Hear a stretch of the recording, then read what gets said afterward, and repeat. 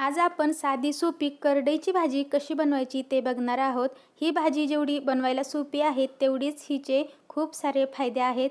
ही भाजी खायला सुद्धा चवदार लागते आणि भाजी खाल्ल्यामुळे आपली भूक वाढते, सोबतच तोंडाला चव नसेल तर या भाजीमुळे तोंडाची चव सुद्धा वाढते आणि खूप सारे विटामिन्स या भाजीमध्ये आहेत। तर चला ही साधी सोपी आणि तेवढीच पौष्टिक भाजी कशी बनवायची ते आपण बघूयात। तर त्यासाठी अर्धी वाटी शेंगदाणे घेतलेले आहेत, त्याच्यामध्ये 4 ते 5 लसूण पाकळ्या टाकायच्यात आणि एक मीडियम साईजचा कांदा बारीक कट केलेला आहे। 2 चमचे मुगाची डाळ भिजत ठेवलेली आहे। तर 2 जुडी करडई घेतलेली आहे। करडईची भाजी अशा पद्धतीची असते आणि व्यवस्थित तिला आपल्याला निवडून घ्यायची आहे। तर करडईची भाजी निवडताना फक्त पानं घ्यायची, खूप सारी देठे नाही घ्यायची। तर पहा अशा पद्धतीने फक्त पानं घेऊन आपल्याला ही भाजी निवडून घ्यायची आहे। 2 पाण्याने स्वच्छ धुवून घ्यायची आणि बारीक चिरून घ्यायची आहे। तर अशा पद्धतीने मी करडईची भाजी चिरून घेतलेली आहे। आता गॅसवरती एक कढई गरम करत ठेवायची आणि त्याच्यामध्ये 1 ते 1.5 पळी तेल टाकून घ्यायचं आहे। खूप कमीत कमी तेलामध्ये ही भाजी तयार होते। आता तेलामध्ये अर्धा चमचा मोहरी घालायची आहे। मोहरी छान तडतडू द्यायची आहे आणि त्याच्यानंतर अर्धा चमचा जिरे घालायचं आहे। जिरे सुद्धा छान फुलून द्यायचे आहेत। आता बारीक चिरून घेतलेला कांदा आपल्याला याच्यामध्ये घालायचा आहे आणि 2 मिनिटे कांदा छान लालसर होईपर्यंत परतून घ्यायचा आहे। कच्चा कांदा या भाजीमध्ये चांगला लागत नाही, तर अशा पद्धतीने त्याला हलकासा लालसर रंग आला की छान असा कांदा परतलेला आहे आणि त्याच्यामध्ये बारीक चिरलेली करडईची भाजी आपल्याला घालून घ्यायची आहे। आता हे छान असं मिक्स करून घेऊयात। आता याच्यामध्ये भिजवून घेतलेली मुगाची डाळ घालायची आहे। ही डाळ मी अर्धा तासासाठी पाण्यामध्ये भिजवत ठेवलेली आहे। तुम्ही मुगाच्या डाळीऐवजी हरभऱ्याची डाळ सुद्धा वापरू शकता। आता याच्यामध्ये अर्धा चमचा हळद घालायची आहे आणि चवीनुसार मीठ आणि छान असं याला मिक्स करून घ्यायचं आहे।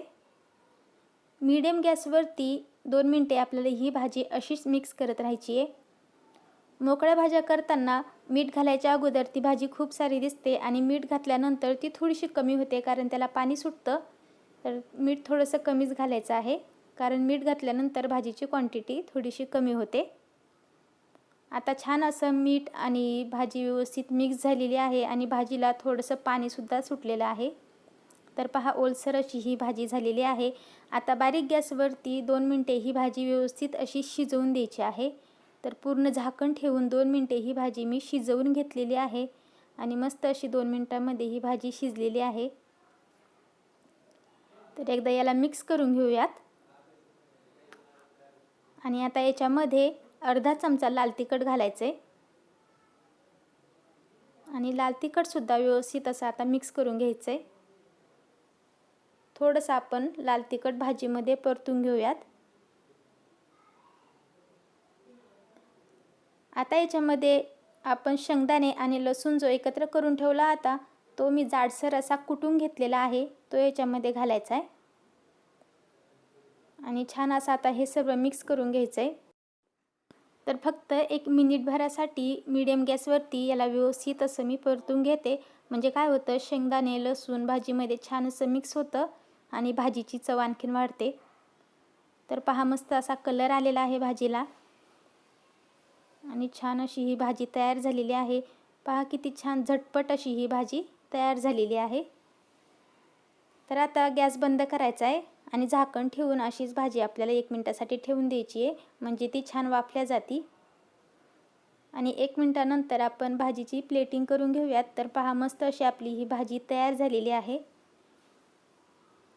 तुम्ही हिला भाकरीसोबत किंवा चपातीसोबत एन्जॉय करू शकता। रेसिपी आवडली असेल तर लाईक करा, शेअर करा आणि चॅनलला सबस्क्राईब करायला विसरू नका।